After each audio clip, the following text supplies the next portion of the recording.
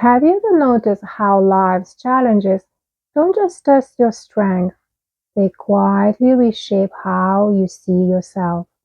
Not all at once, and not in one dramatic moment, but gradually, through disappointment, loss, pressure, burnout, heartbreak, or long periods of simply holding it together, and something begins to shift inside. You may notice that you don't feel like the same person you used to be. Parts of you might feel lost, muted, or disconnected, or perhaps you have adapted so well to surviving that you're no longer sure who you are beyond coping. If any of this feels familiar, there is nothing wrong with you. You're not broken and you're not behind. What you are experiencing is something psychology understands very well: the impact of prolonged stress and challenge on identity. My name is Renata Karlinskaite. I'm psychotherapist and hypnotherapist, and I help people reconnect with their true self, rebuild self-worth, and reprogram the mind after emotional hardship. In this video, I want to talk about how you can rediscover who you truly are after life has tested you, not by trying to go back to who you were, but by understanding what has changed and why. And at the end of this video, I will share free guided self-esteem and reconnection audio that can be especially helpful if you have been feeling emotionally disconnected, numb, or unsure of yourself lately. You will find the link in the description below. Life challenges don't destroy the self, they fragment it. Psychological research shows that our sense of identity isn't fixed. It's shaped by experience, especially during periods of stress or adversity. When life becomes overwhelming, your nervous system prioritizes survival over self-expression. This means that parts of you may have gone quiet, not because they disappeared, but because it wasn't safe for them to be expressed at the time. You may have learned to be strong instead of vulnerable, responsible instead of expressive, productive instead of present, agreeable instead of authentic. From a nerve system perspective, this isn't a failure, it's an adaptation. Your mind and body adjusted in order to protect you. Research in trauma psychology and neuroscience shows that during prolonged stress, the brain shifts into threat management mode. Creativity, curiosity, playfulness, and emotional openness, all parts of the true self, become secondary to coping. So if you feel disconnected from who you are, it's not because you lost yourself, it's because parts of you stepped back to keep you safe. One of the most important shifts in rediscovering yourself is to stop asking, who was I? And start asking, what did I need to become? Many people try to heal by going backwards, telling themselves, I just want to feel like my old self again. But healing isn't about returning to a previous version of you, it's about integration. Psychology shows that we make sense of ourselves through the stories we tell about our lives.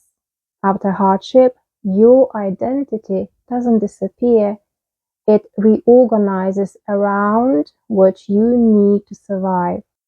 Instead of judging who you became, it helps to ask gently, what traits did I develop to cope?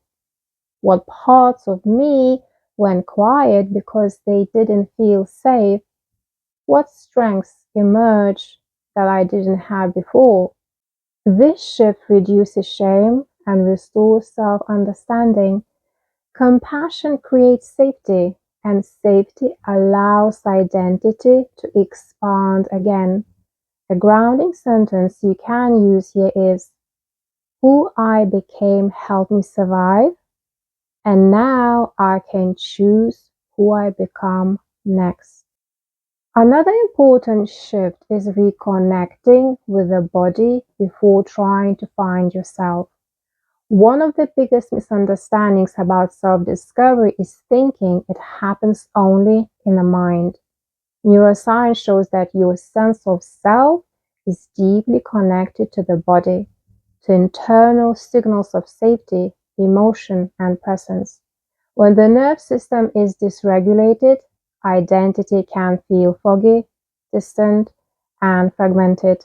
This is why thinking harder about who you are often doesn't work.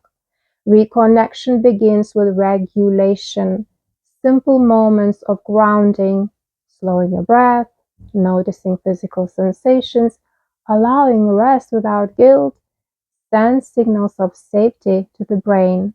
When the body feels safe, the brain regains access to emotional clarity, intuition, and authentic self-perception. Instead of asking, "Who am I supposed to be?" try asking, "What helps me feel safe enough to be myself?"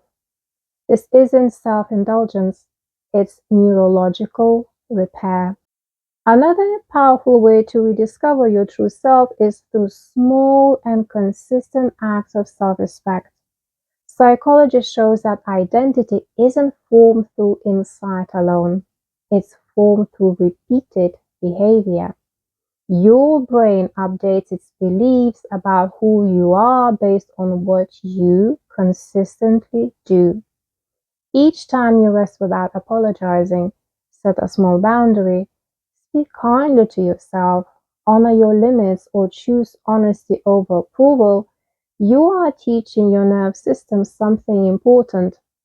I am someone who matters.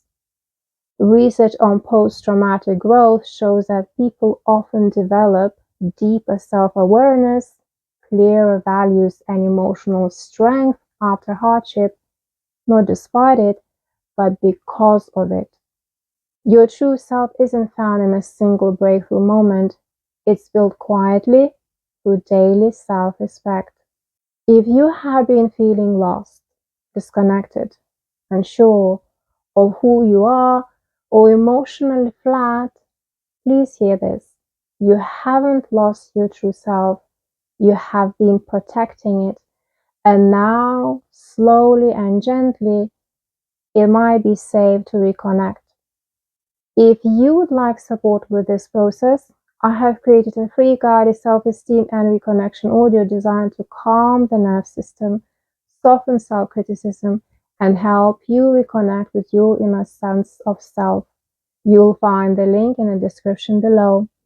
And if you feel ready to go deeper, to reprogram the beliefs and patterns shaped by past challenges, you can explore my digital hypnosis course, The Hidden Secret to Healthy Self-Esteem.